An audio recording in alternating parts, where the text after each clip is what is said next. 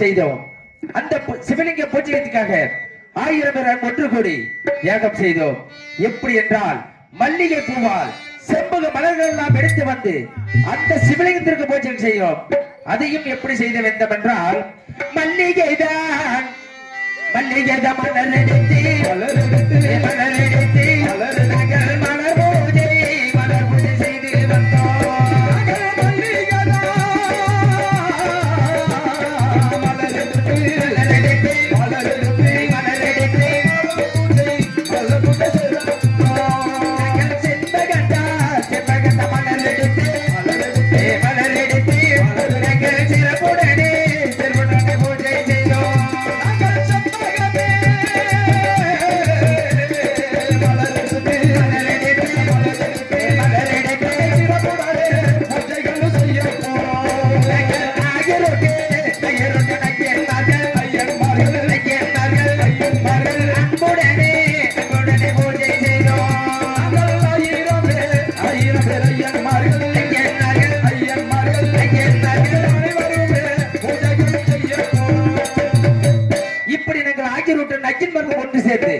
அந்த சிவலிங்கத்திற்காக மல்லிகை பூவால் செம்பக மலர்கள் எல்லாம் எடுத்து வந்து பூஜைகள் செய்து அனைவரும் ஒன்று கூடி யாகம் செய்தோம்.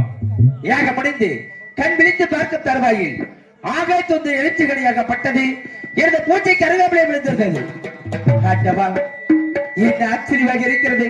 ஒரு குழந்தை பிச்சை கேட்பதற்காக நாடி யாகம் செய்தோம். ரெங்கநாத பெருமானே, இப்பொழுது பூஜைக்கு அருகாமலே ஒரு எலுமிச்சை கொடி ஒன்று கிடந்திருக்கின்றது. இக்கண்ணிக்கு நன்மைக்காக நேர்த்திருமா ஏதேனும் தீமைகள் வந்து நேர்த்திரும் என்று அழுது புலம்பினேன். அதற்கு ஐயன்மார்கள் சொன்னார்கள், ஆரியப்பராஜனை இக்கனியாகப்பட்டது நன்மைக்காகத்தான் பிறந்திருக்கிறது. அப்படி என்று சொன்னால் இந்த கனியை என்ன செய்ய வேண்டும் என்று கேட்கும் பொழுது, மன்னா இந்த கனியை தாங்கள் மனையால் சாப்பிட்டால் நிச்சயமாக கர்ப்பம் அடைவார் என்று சொன்னார்கள்.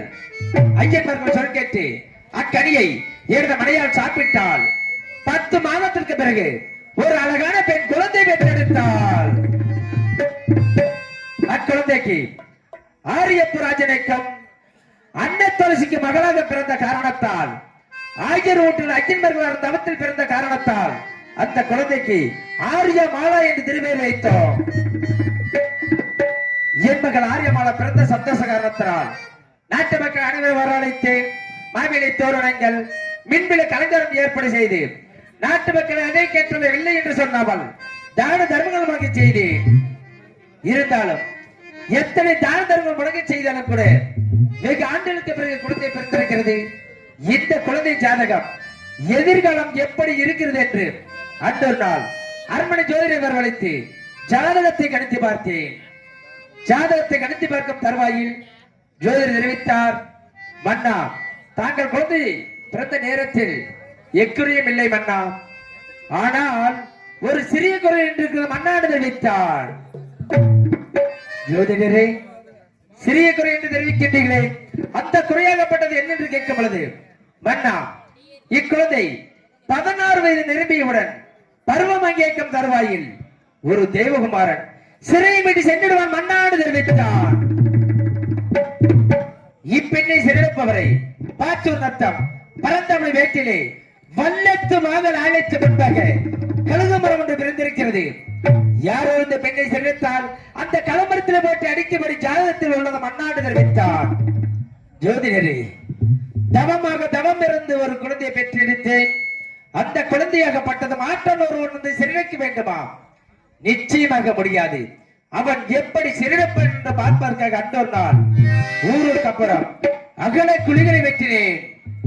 எப்படி என்றால், வெள்ளிருக்க காடு வெட்டி நாங்கள் முல்லை வனம் ஒன்றோ செய்தோம் ஐயன் மகள். வெள்ளருக்க காடு வெட்டி நாங்கள் முல்லை வனம் ஒன்றோ செய்தோம் ஐயன் மகள். காடு வெட்டி நாங்கள் முல்லை வனம் ஒன்றோ செய்தோம் ஐயன் மகள். காடு வெட்டி நாங்கள் முல்லை வனம் ஒன்றோ செய்தோம் ஐயன் மகள்.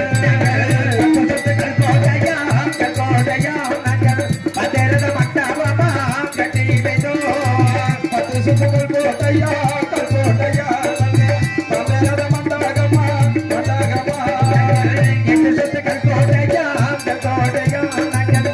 பாப்பிரத மண்டபமா கட்டிலையோ ஐயா எட்டு சுத்துகள் கோட்டையா கல்கோட்டையா நல்ல எருமரத மண்டகமா கண்ணால கோட்டை கட்டி நாங்கள் மாலாவ தங்க வைத்தோம் மையன் மகள் கல்லால கோட்டை கட்டி நாங்கள் மலாவ தங்க வைத்தோம் மாலையில் முன்னால கோட்டை கட்டி நாங்கள் மாலாவ தங்க வைத்தோம் மையன் மகள் முன்னால கோட்டை கட்டி நாங்கள் மலாவ தங்க வைத்தோம் மாலையில் ஆயிரம் ஒன்று கொடி நாங்கள் அன்புடனே காவல் செய்தோம் மையன் மகள் ஆயிரம் பேர் ஒன்று கூடி நாங்கள் காவல் செய்தோம் ஐயன் மகள். இப்படி நாங்கள் ஊருக்கு அப்புறம் மகளை குறிகளை வெட்டி